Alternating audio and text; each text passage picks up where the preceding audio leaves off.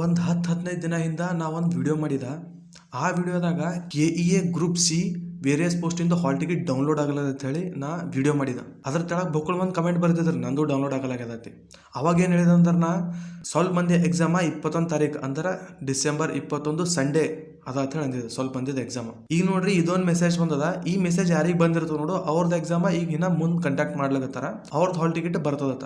ಅದು ಮೆಸೇಜ್ ಅಂತ ಓದ್ ಹೇಳ್ತೀನಿ ರೀ, ಕೇಳ್ರಿ ನೀವು. Dear candidate, kindly verify your application details along with the applied post, as KEA will be releasing the admission ticket shortly for the upcoming examination ED KEA.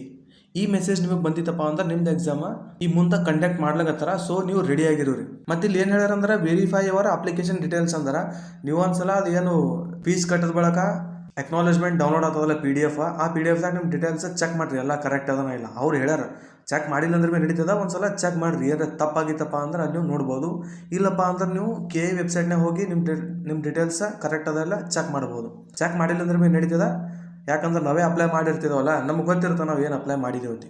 ನಿಮಗೆ ಏನಾರ doubt ಇತ್ತಪ್ಪ ಅಂದ್ರೆ ನೀವು ಅದು ಅಕ್ನಾಲೇಜ್ಮೆಂಟ್ನಾಗ ನಿಮ್ಮ ಡೀಟೇಲ್ಸ್ ಚೆಕ್ ಮಾಡ್ಬೋದು.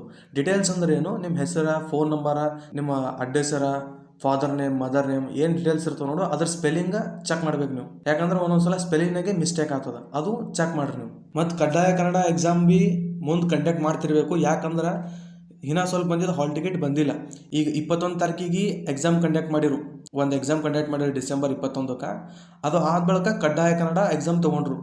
ಈಗ ನೆಕ್ಸ್ಟ್ ಯಾರ್ದು ಎಕ್ಸಾಮ್ ಅದ ನೋಡು, ಅವ್ರದ್ದು ಬಿ ಹಿಂಗೆ ತೊಗೋತಿರ್ಬೇಕಂತ ಹೇಳಿ ನಂಗೆ ಅನ್ಸ್ಲಾಗತ್ತವ.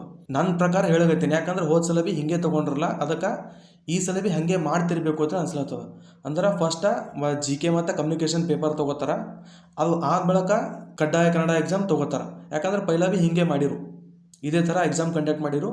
ಈಗ ಅದ್ರ ಮೇಲೆ ನಾವು ಮುಂದಿನ ಪ್ರೆಡಿಕ್ಟ್ ಮಾಡ್ಬೋದು. ಅದಕ್ಕೆ ಕಡ್ಡಾಯ ಕನ್ನಡ ಎಕ್ಸಾಮ್ ಯಾರು ಬರ್ಲಿಕ್ಕೈತಿರಿ, ನೀವು ಜರ ಪ್ರಿಪೇರ್ ಆಗ್ರಿ. ನೋಡ್ರಿ, ಈ ಟಾಪಿಕ್ ಮೇಲೆ ಜಾಸ್ತಿ ವಿಡಿಯೋಸ್ ಇಲ್ಲ, ಇದ್ರ ಬಗ್ಗೆ ಯಾರೂ ಮಾತಾಡಲಾಗ್ಯಾರ. ಮತ್ತು ಮಂದಿ ಅಪ್ಲೇನ welcome back to my YouTube channel, ಅದು ಇದು ಫಾಲ್ತು ಫಸ್ಟಿಗೆ ಏನು ಹೇಳಲ್ಲ. ಸೀದಾ ಡೈರೆಕ್ಟ್ ಕಂಟೆಂಟ್ ಮೇಲೆ ಬರ್ತೀನಿ. ಏನು ಇನ್ಫಾರ್ಮೇಷನ್ ಕೊಡೋದ ಅದು ಇಷ್ಟೇ ಕೊಡ್ತೀನಿ. ಯಾಕಂದ್ರೆ ನನಗೆ ನಿಮ್ಮ ಟೈಮ್ ವೇಸ್ಟ್ ಮಾಡೋದು ಇಷ್ಟ ಇಲ್ಲ. ಸೊ ಈ ಥರ ಕಂಟೆಂಟ್ ನೀವು ಬೇಕಾಗಿತ್ತಂದ್ರೆ ನನ್ನ ಚಾನಲಿಗೆ ಸಬ್ಸ್ಕ್ರೈಬ್ ಮಾಡಿರಿ. ನಮಸ್ತೆ. ಈ ವಿಡಿಯೋ ನಿಮಗೆ ಹೆಲ್ಪ್ಫುಲ್ ಅನ್ಸಿತ್ತಪ್ಪ ಅಂದ್ರೆ ನೀವು ವಿಡಿಯೋಕ್ಕೆ ಲೈಕ್ ಅದು ಏನು ಮಾಡಬೇಡ್ರಿ, ಜಸ್ಟ್ ಸಬ್ಸ್ಕ್ರೈಬ್ ಮಾಡಿರಿ ಸಾಕು.